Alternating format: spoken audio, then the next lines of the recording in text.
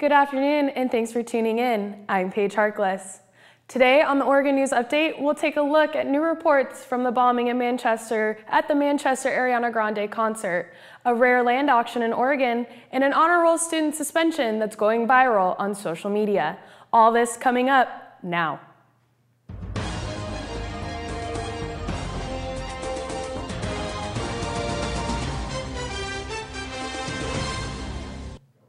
In international news, the city of Manchester, England is the site of the latest terrorist attack allegedly carried out by the Islamic State. 22 people are dead after a suicide bomber detonated his homemade explosive device at an Ariana Grande concert on Monday night. The terrorist has been identified as 22-year-old Salman Abedi, and while ISIS has claimed responsibility for the attack, no proof has been posted at this time. In state news, the Oregon State Parks will auction off 38 acres of land this summer. The land falls between Eugene and Corvallis and is directly off of Highway 99. Oregon State Parks rarely get rid of land. The last auction open to the public was held in 2008 for the purpose of expanding the Oregon State Fairgrounds. If you go through the woods, you just might end up at Taylor's Bar and Grill, now under new ownership. Ramsey Hattar, a U of O grad and Portland restaurateur, is the new owner of Taylor's. Hattar purchased the bar from Charles Hare, who has owned Taylor's for the last 17 years. Hare decided to sell the bar to focus more on local brewery Hop Valley, where Hare is the director of business operations. Taylor is often a controversial bar with allegations of sexual assault and speedy practices arising over the past couple years.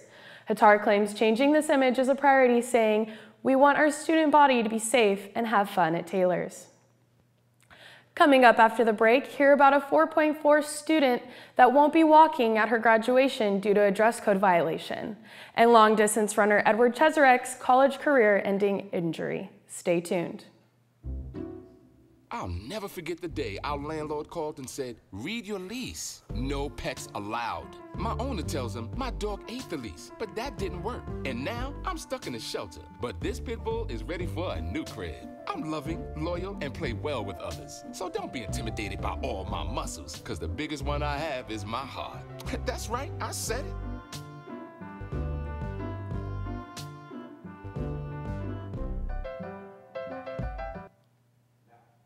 With graduation on all of us seniors' minds, this story hits close to home. Summer, a 4.4 senior honor roll student at Hickory Ridge High School in Harrisburg, North Carolina, has been suspended for 10 days after a dress code violation.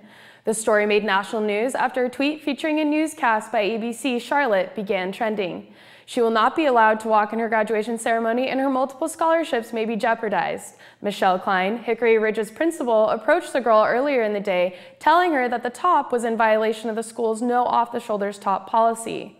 Summer slipped on and fully zipped a friend's jacket, but that proved to not be enough for Klein, as she cornered her at an assembly with an armed school officer, threatening to arrest her if she didn't come to the control room to change. Hundreds of Twitter users responded to the tweet with screenshots of emails to the school expressing their outrage. The school's only response has been posting the dress code policy online. In sports news, Oregon long-distance running star Edward Cheserek's college career ended early due to a lower back strain. The 17-time NCAA champion and 7-time Pac-12 champion will miss the West Regional coming up in Austin, Texas this week. Because of this absence, he can't compete in the NCAA Outdoor Championships in Eugene next month. Though a lower back strain may not seem like too serious of an injury, it can quickly become worse when pushed too hard. Oregon coach Robert Johnson has Cheserek's future in mind. We're just being cautious. At the end of the day, Edward has to leave here and go and be a pro, which I think he's going to be highly successful at. Cheserek is expected to have a successful professional career, and this move will only keep him on track. Now for weather, only 28 days until summer, and Eugene is feeling hot, hot, hot. Highs today are expected to reach 83 degrees around 4 o'clock. It could be a good night for stargazing this evening, with lows hitting around 60 degrees at 10 and 11 p.m. If you happen to be enjoying yourself in St. Martin, like my lucky parents are, you can be looking at sunny skies and low-flying planes throughout the day. It's only a little warmer than Eugene, with highs around 86, but lows hitting a mere 79 degrees.